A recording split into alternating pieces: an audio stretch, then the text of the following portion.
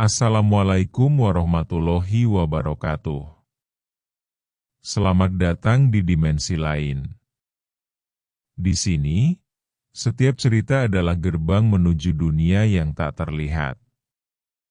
Siapkan dirimu, karena sekali melangkah tak ada jalan kembali.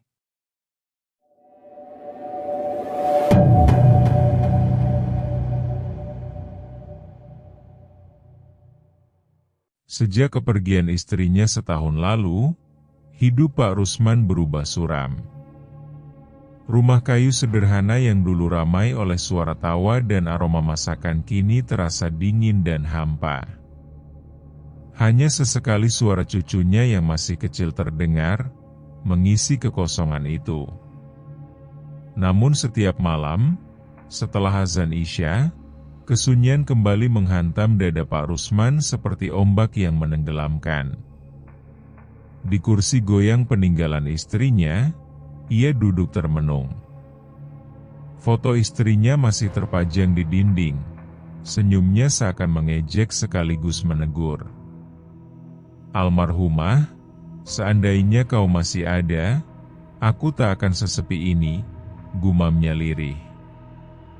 Matanya basah, namun segera ia usap cepat-cepat, takut dilihat menantunya. Malam itu, usai makan, ia melangkah ke pos ronda. Lampu petromak menggantung, beberapa bapak kampung sudah duduk sambil menyeruput kopi hitam. "Rusman, ayo ikut nimbrung." "Jangan diam saja," sapa Warto. Pak Rusman menghela napas, lalu duduk. Obrolan ringan tentang harga gabah dan sawah segera berganti dengan cerita mistis. "Kau tahu, Men," bisik Hasan, "ada orang di desa seberang mendadak kaya. Katanya, dia pesugihan. Nikah sama siluman celeng." Semua tertawa kecil, namun mata Pak Rusman menajam. Jantungnya berdegup lebih cepat. Ia berpura-pura santai. "Ah, cuma gosip." "Mana ada yang begitu," katanya. Tapi di dalam hatinya, ada rasa penasaran yang menyalakan api kecil. Sepulangnya dari pos ronda, ia kembali duduk di kursi goyang. Angin malam meniup dedaunan, membuat suara lirih yang menyerupai bisikan. "Kekayaan, kekuasaan, semua bisa kau miliki." Bayangan obrolan tadi terus menari-nari di kepalanya. Pak Rusman memejamkan mata, tapi semakin lama semakin jelas suara itu. Kesepian yang mencekik dan keinginan hidup lebih baik membuatnya tak bisa tidur. Malam itu, untuk pertama kali, ia membayangkan bagaimana rasanya bila benar-benar menjadi kaya dengan cara itu. Malam berikutnya, langit tampak gelap tanpa bintang. Angin berhembus dingin, membuat dedaunan kelapa berdesis seperti suara rahasia yang tak ingin terdengar. Di pos ronda, lampu petromak berayun pelan, cahayanya menyoroti wajah lelah para lelaki kampung. Warto dan Hasan sudah duduk lebih dulu, merokok sambil menyeruput kopi pahit. Men, kemarin aku dengar lagi soal pesugihan itu." Warto membuka percakapan dengan suara pelan, seolah takut terdengar malaikat malam. Pak Rusman menoleh, pura-pura tak terlalu tertarik. "Pesugihan apa lagi?" tanyanya, sambil menepuk-nepuk lutut dengan gelisah. Hasan mendekat, matanya berbinar penuh semangat. "Itu loh, pesugihan siluman celeng. Katanya, kalau berani menikah sama dia, hidupmu bakal berubah. Rumah besar, emas bertumpuk, apa saja bisa kau punya." "Ah, kalian ini," sahut Pak Rusman, mencoba menertawakan. Masa nikah sama babi hutan? Gila. Namun tawanya hambar. Jantungnya berdebar, seakan ada sesuatu di dalam dirinya yang ingin mendengar lebih banyak. Warto mencondongkan tubuh, suaranya makin lirih. Tapi ini bukan omong kosong. Ada juru kunci di pelosok desa, katanya bisa jadi perantara. Banyak orang pernah datang, meski tak semua berhasil. Kasan menimpali dengan nada setengah berbisik, tapi syaratnya berat, men. Harus siap kasih tumbal. Biasanya, darah keturunan sendiri. Suasana mendadak hening. Angin malam berhembus lebih dingin. Pak Rusman menelan ludah, matanya tak lepas dari bara rokok yang menyala merah. Kata, tumbal, menggema di telinganya, menancap ke dalam pikiran. Ia berusaha berdiri, menyudahi obrolan.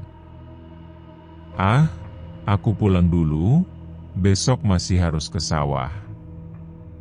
Tapi saat berjalan pulang, langkahnya terasa berat. Obrolan tadi menempel erat di kepalanya, seperti bisikan gaib yang tak mau pergi. Malam itu, Pak Rusman mulai terjebak dalam dilema antara akal sehat dan godaan kaya raya. Pagi itu, Warto dan Kasan menunggu di persimpangan jalan kampung. Pak Rusman datang dengan wajah tenang, meski dalam hatinya bergemuruh. Mereka bertiga sudah sepakat untuk mencoba mencari juru kunci yang sering disebut dalam obrolan. Men, kita benar-benar mau pergi? Tanya Kasan, suaranya bergetar. Sekali lihat saja. Kalau tak cocok, kita pulang, jawab Pak Rusman, mencoba meyakinkan dirinya sendiri. Mereka berjalan menembus jalan setapak, melewati sawah yang luas, kemudian hutan bambu yang sunyi. Semakin jauh melangkah, suasana terasa mencekam. Burung hantu melintas, suaranya melengking memecah kesunyian. Warto berbisik, seperti bukan jalan ke manusia, ya? Setelah hampir 1 jam berjalan, mereka tiba di sebuah rumah reot di tepi sungai. Atapnya ditumbuhi lumut, dinding bambunya sudah rapuh. Dari dalam terdengar suara gamelan lirih, entah dari mana asalnya. Seorang lelaki tua keluar perlahan. Rambutnya putih panjang terurai, matanya kecil tapi tajam menusuk, seperti bisa membaca isi hati. Dialah juru kunci. Senyum tipis tersungging di wajahnya, membuat bulu kudu ketiga tamu itu meremang. Sudah lama aku menunggu, katanya dengan suara serak, seolah tahu kedatangan mereka tanpa diberitahu. Pak Rusman tercekat. Tunggu, kau tahu maksud kami? Lelaki tua itu tertawa lirih. Semua yang datang kemari hanya punya satu tujuan. Kekayaan. Dan kalian bertiga, sama saja. Juru kunci lalu mengajak mereka masuk.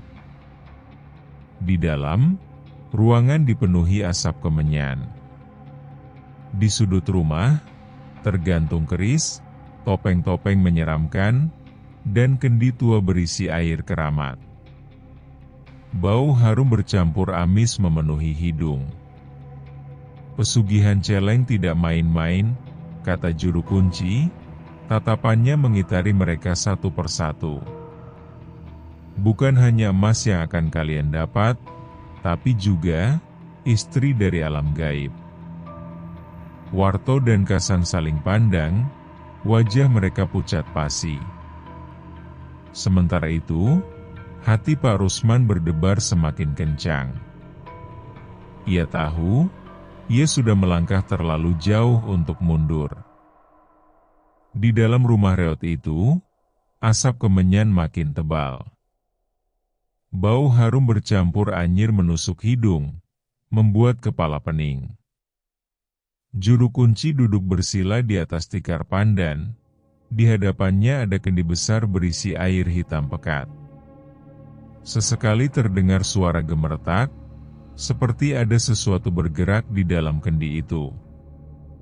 Pesugihan celeng bukan permainan, suara juru kunci berat, matanya berkilat menatap mereka. Siapa yang ingin kaya, harus berani menyerahkan yang paling berharga. Tumbal. Darah keturunan sendiri.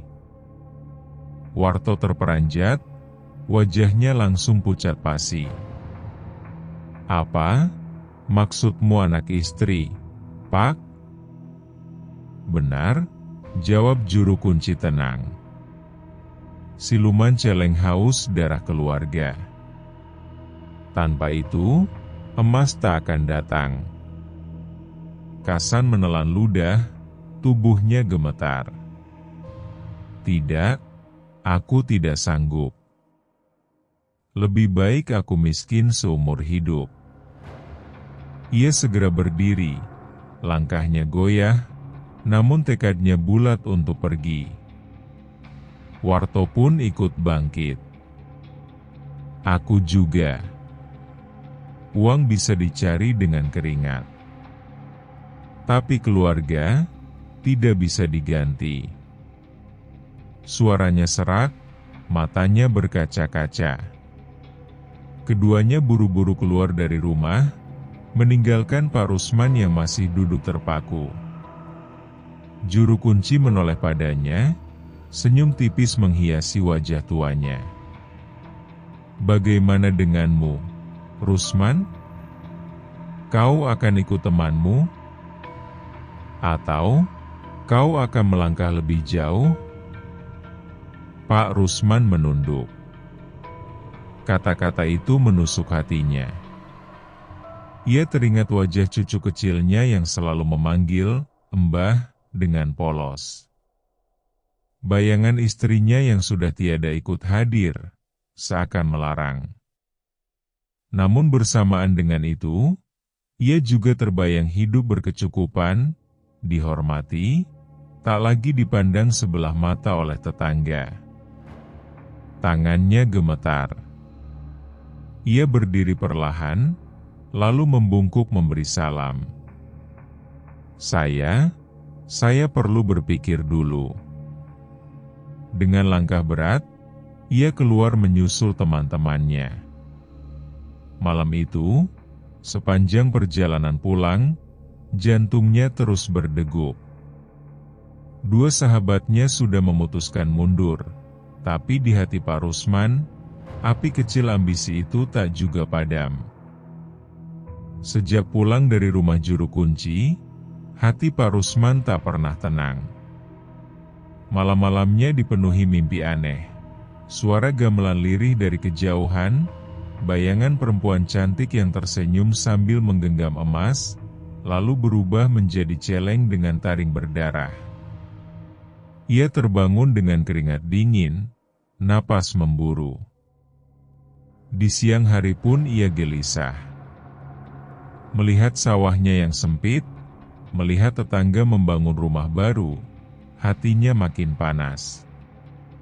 Andai aku bisa sedikit lebih kaya, mungkin anak dan cucuku akan bahagia, bisiknya, seolah mencari pembenaran. Anaknya pernah menegur. Bapak kenapa sering melamun? Kalau ada yang dipikir, bilang saja. Pak Rusman tersenyum kaku.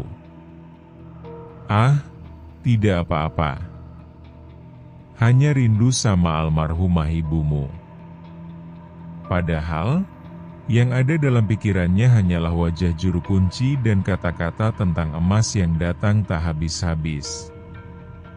Godaan itu semakin kuat, menekan akalnya yang sadar bahwa semua itu dosa besar. Beberapa malam kemudian, ia kembali ke pos ronda. Warto dan Kasan bercerita santai sambil merokok. Mereka terlihat lega setelah memutuskan mundur. Lebih baik hidup miskin tapi tenang, ujar Warto. Pak Rusman hanya tersenyum tipis, tak banyak bicara. Dalam hatinya, ia justru merasa berbeda. Ia ingin mencoba. Malam Jumat Legi pun tiba. Dengan alasan hendak ke ladang, ia diam-diam meninggalkan rumah. Langkahnya tertahan sesaat saat menatap wajah cucunya yang terlelap, polos tanpa dosa. Dadanya sesak, tapi tekadnya sudah membatu. Sendirian ia menyusuri jalan setapak menuju hutan bambu, menembus gelap malam dengan nyala lampu teplok kecil. Angin berdesir membawa bisikan gaib, seakan mengiringi langkahnya. Di ujung perjalanan, rumah reot itu sudah menunggu, temaram diterangi cahaya pelita. Dan juru kunci berdiri di depan pintu, seolah memang sudah tahu bahwa Pak Rusman akan kembali. Selamat datang, Rusman. Malam ini, kau siap menikah dengan siluman celeng? Malam itu, bulan sabit menggantung pucat di langit. Rumah reot juru kunci dipenuhi asap kemenyan yang mengepul tebal, membuat mata perih dan dada sesak. Pak Rusman duduk bersila, tubuhnya dibaluri air kembang 7 rupa. Juru kunci membacakan mantra lirih, suaranya parau tapi bergema seperti datang dari berbagai arah. Di hadapannya, kendi besar berisi air hitam bergolak sendiri, seolah ada sesuatu hidup di dalamnya. Suara gamelan tiba-tiba terdengar, padahal tak ada seorang pun yang menabuh. Pak Rusman gemetar, namun tekadnya menahan rasa takut. Pejamkan matamu, Rusman, bisik juru kunci. Terimalah pengantinmu. Perlahan, dari asap kemenyan, sosok wanita jelita muncul. Rambutnya panjang terurai, kulitnya pucat bercahaya, matanya bening seperti bulan purnama. Ia tersenyum menggoda, lalu duduk di samping Pak Rusman. Aroma bunga melati menguar, menutupi bau anyir yang samar-samar masih terasa. Pak Rusman terpesona, jantungnya berdentum keras. Saat wanita itu menyentuh tangannya, tubuhnya bergetar hebat. Sejenak ia lupa kalau yang dihadapinya bukan manusia, melainkan siluman celeng yang menjelma rupawan. Dengan ini, kau resmi menikah dengannya, ucap juru kunci sambil menaburkan bunga ke atas kepala mereka. Setiap malam Jumat Legi, kau wajib menyetubuhinya. Sebagai gantinya, harta akan datang tanpa henti. Tanah di bawah tikar mendadak bergetar. Dari sela-sela anyaman bambu, emas batangan dan kepingan uang kuno berhamburan keluar, menggunung di depan Pak Rusman. Matanya membelalak, hatinya bergetar antara takut dan girang. Wanita jelmaan siluman itu mendekat, bibirnya nyaris menyentuh telinga Pak Rusman. Bisikannya dingin menusuk, mulai malam ini, kau milikku selamanya. Pak Rusman menelan ludah. Ia tahu, garis hidupnya sudah berubah. Tidak ada jalan kembali. Beberapa hari setelah ritual, hidup Pak Rusman berubah drastis. Sawahnya yang dulu kering dan penuh ilalang mendadak subur, padi tumbuh menguning meski belum musim panen. Di sudut lumbung, Karung-karung beras seolah muncul tanpa ia sadari. Bahkan di kamar tidurnya, ia sering menemukan emas batangan tergeletak begitu saja, seakan jatuh dari langit. Tetangga mulai heran. "Loh, Rusman, kok sekarang sering beli kambing, ayam, bahkan sawah baru?" bisik seorang ibu di pasar. "Entahlah, katanya dapat warisan," sahut yang lain. Mereka berbisik, namun tak ada yang berani bertanya langsung. Pak Rusman tersenyum setiap kali mendengar gosip itu. Dalam hati, ia merasa puas. Dulu ia sering dipandang sebelah mata karena hidup serba kekurangan. Kini, ia dihormati, bahkan disegani. Anaknya pun kaget melihat perubahan ayahnya, meski tak pernah curiga terlalu jauh. Namun di balik semua kemewahan itu, ada malam-malam yang membuat tubuh Pak Rusman gemetar.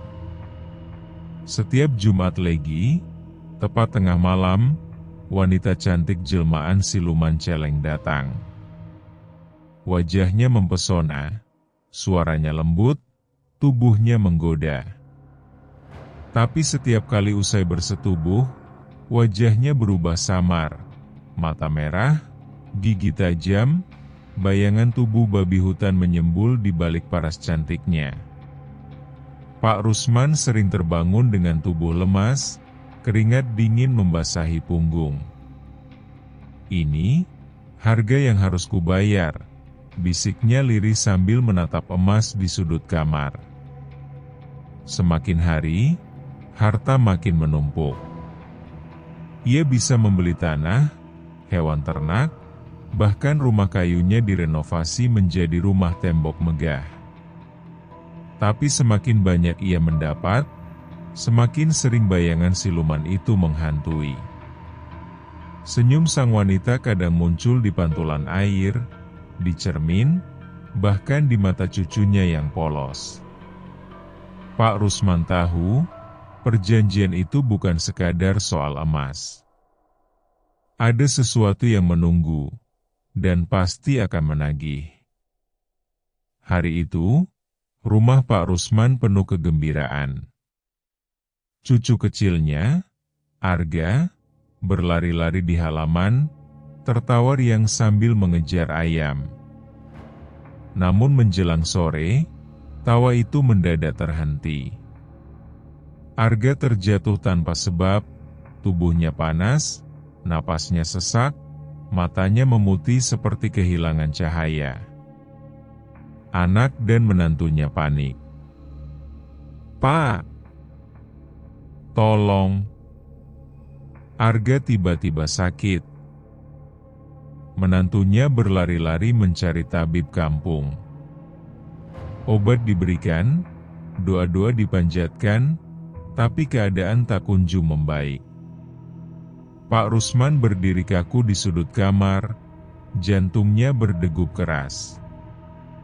Bayangan ritual malam itu muncul kembali, juru kunci yang berkata, darah keturunan sendiri yang akan menjadi tumbal. Air mata mengalir di pipinya, tapi ia tak berani bersuara. Ia hanya bisa menggenggam tangan cucunya yang hangat dan gemetar. "Ampun, Gusti, jangan anak ini," lirihnya, nyaris tak terdengar.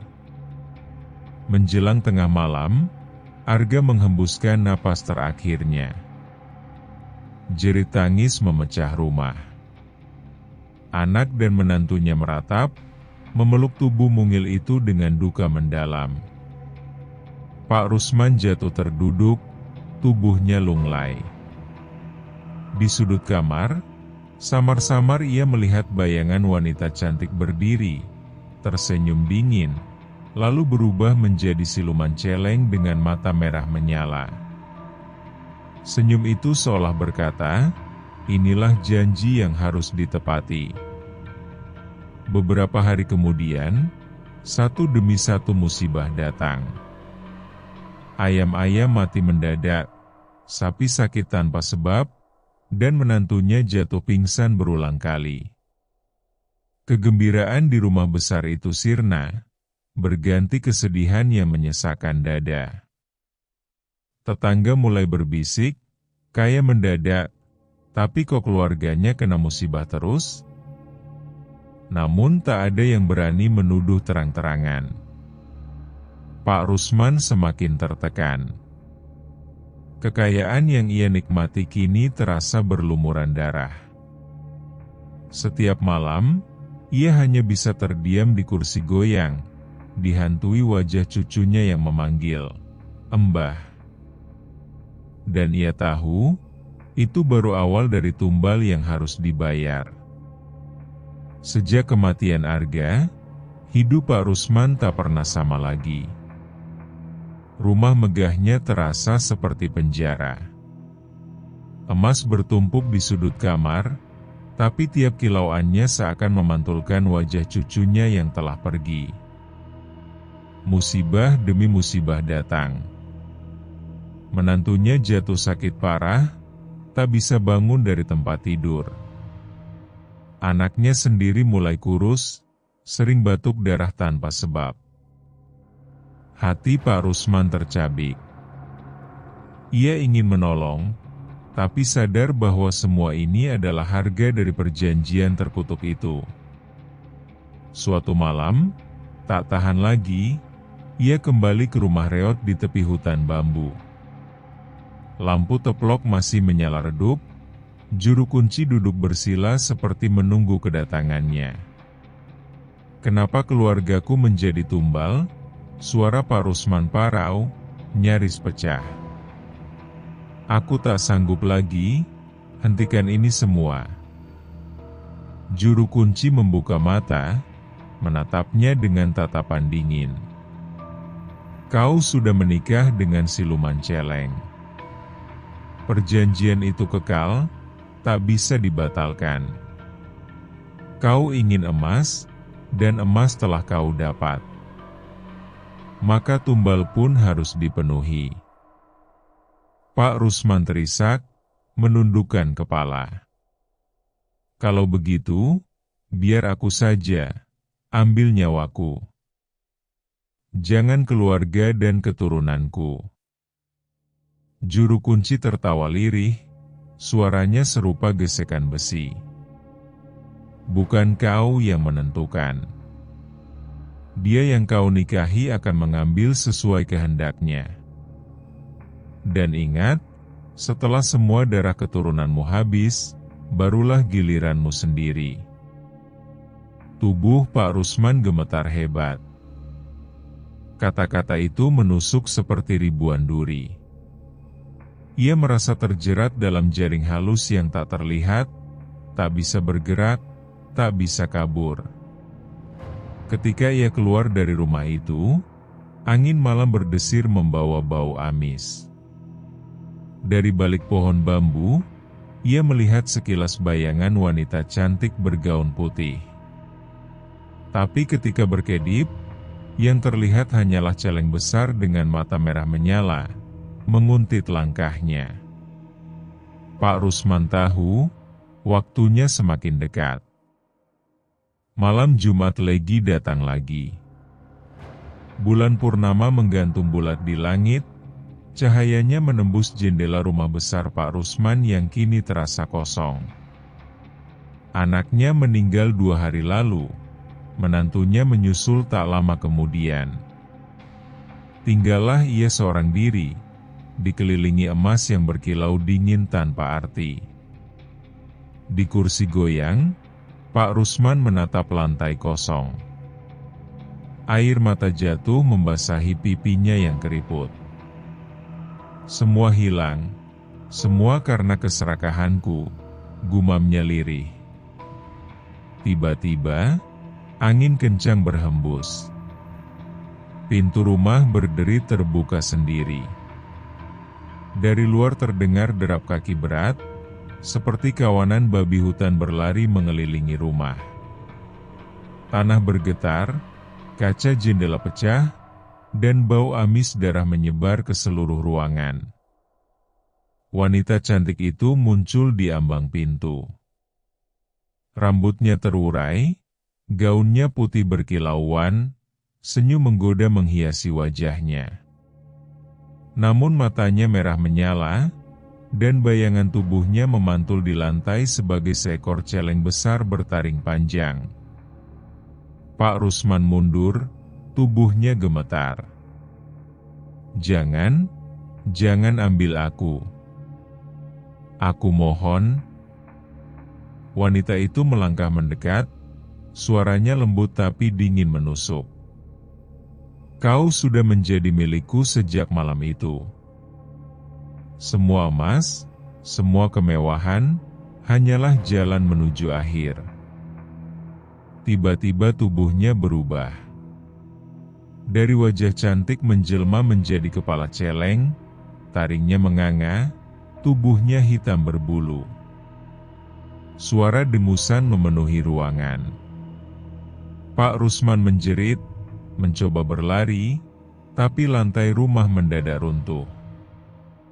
Dari bawah, tangan-tangan hitam mencengkeram kakinya, menariknya ke dalam kegelapan. Tidak. Ampun, Gusti. Ampun, jeritnya menggema, sebelum akhirnya tubuhnya lenyap diseret ke alam gaib. Keesokan paginya, tetangga hanya menemukan rumah megah itu kosong, emas lenyap tak bersisa. Yang tertinggal hanyalah kursi goyang berderit pelan, dan bau amis yang menempel di udara. Sejak hari itu, orang-orang kampung berbisik, kekayaan dari pesugihan hanyalah fata morgana. Dan nama Pak Rusman tinggal legenda kelam, seorang lelaki yang menjual keluarganya demi emas, lalu ditelan siluman.